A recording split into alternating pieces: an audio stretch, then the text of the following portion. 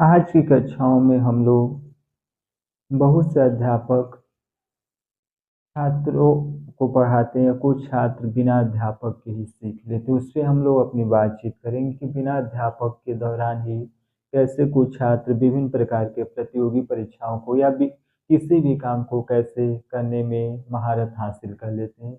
एक एक करके हम लोग देखेंगे।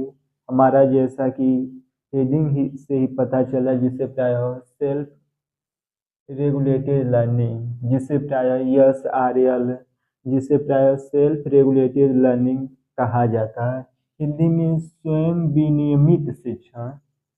SRL को सेल्फ रेगुलेटेड लर्निंग के नाम से जाना जाता है। सेल्फ रेगुलेटेड लर्निंग समझेंगे। पहले यह होता क्या है।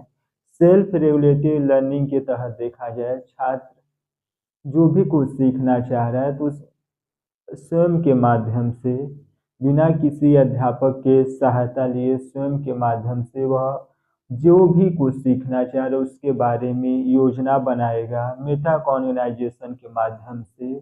और विभिन्न प्रकार के जो भी उसके रणनीति हैं, यानी कि विभिन्न प्रकार के कंसेप्ट के माध्यम से और विभिन्न प्रकार की शैलियों के माध्यम से छात्र स्वयं सीखने के लिए उस पर अमल करेगा और विचार बनाएगा जो भी कुछ वह हासिल करना चाहता है। इसे हम प्राय सेल्फ रेगुलेटेड लर्निंग कहते हैं। यानी कि अध्यापक की अनुपस्थिति के उपरांत, यानी कि अध्यापक का बिना सहायता लिए छात्र जो भी कुछ सीखना चाह रहा है वह स्वयं के माध्यम से योजना बनाकर उन योजनाओं पर अमल करेगा और उन्हें सीखने का प्रयास करता। अंततः वह चीज सीख ही लेता। उसे हम सेल्फ रेगुलेटेड लर्निंग के नाम से जानते हैं। इसमें कुछ प्रमुख चरण है, उस पर हम लोग बात करेंगे। यह एक साइकिल के रूप में चलता है, जिसमें छात्र एक श्रृंखला, एक साइकिल के रूप में अपनी योजनाओं को बनाता, उस पर काम करता, पुनः जहाँ पे कुछ कमी रहती दूर करने का प्रयास करता। एक एक करके हम समझेंगे। सबसे पहले एनालिजिंग टास्क, यानी कि एनालिजिंग टास्क जिसे कार्य का विश्लेषण कहते हैं। पहले तो छात्र जो भी कुछ स्वयं के माध्यम से सीखना चाह रहा है, तो वह जो भी कुछ सीखना चाह रहा है, क्या सीखना चाह रहा है, किस चीज में उसे रुचि है, उसका वह विश्लेषण करेगा कि वह क्या सीखे। उसी को हम एनालिजिंग टास्क, यानी कि जो भी छात्र जो भी कुछ सीखना चाह रहा है, किस क्षेत्र में उसको रुचि है, उसके अनुसार वह अपने सीखने की जो शैली उसका विश्लेषण करेगा कि वाकई रूप से उसे क्या सीखना है।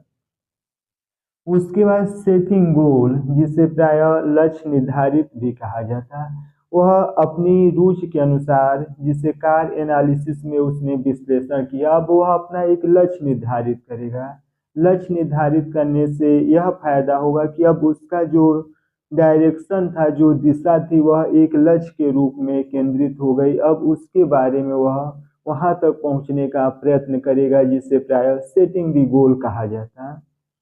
उसके बाद डिवीजिंग प्लान, यानी कि अब छोटे छोटे योजना बनाकर उस लक्ष्य को कैसे हासिल किया जाए और उस लक्ष्य तक कैसे पहुंचा जाए, उसे अब छोटे छोटे प्लानों में विभाजित करके अब अमल करेगा छात्र।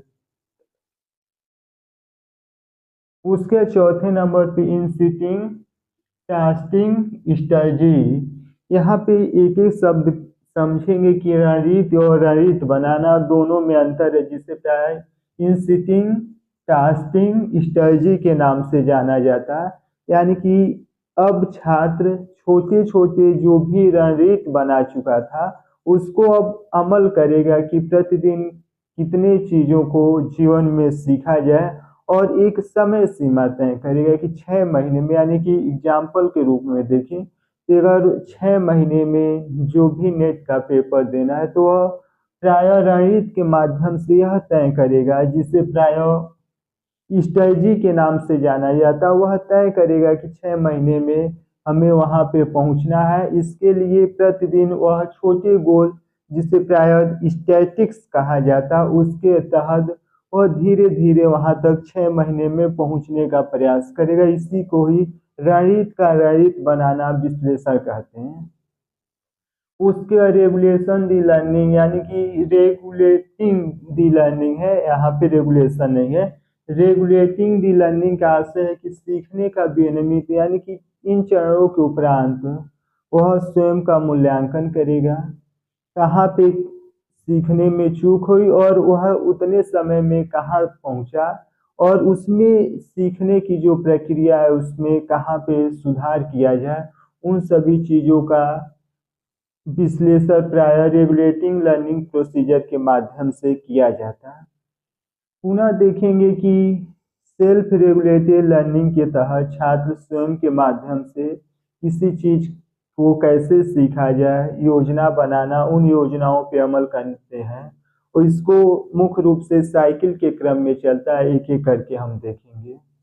सबसे पहले एनालिसिंग दी गोल यानी कि छात्र को क्या सीखना है उसके बारे में वह एनालिसिस करेगा। एनालिसिस करने के बाद सेटिंग दी गोल अपना कुछ लक्ष्य निर्धारित करेगा। लक्ष्य निर्धारित करने से फायदा होगा कि एक डायरेक्शन तय है, अब वहां पे जाने के लिए वह रास्ता का तलाश करेगा, जिसे डिवीजिंग प्लान यानी कि योजनाओं को छोटे छोटे भागों में विभाजित करके वहां पे पहुंचने का प्रयत्न किया जाएगा। उसके बाद in eating the taxing and strategy यानी कि अब उसे रणनीति के तहत उन योजनाओं तक तो पहुंचने का प्रयास छात्र करेगा। अंत में रेगुलेटिंग लर्निंग यानी कि जो भी तौर तरीके थे कहाँ पे सफल रहा, कहाँ पे अभी सुधार करना, उसको छात्र मापता है। इस पूरी प्रक्रिया को सेल्फ रेगुलेटेड लर्निंग के तहत जाना जाता है।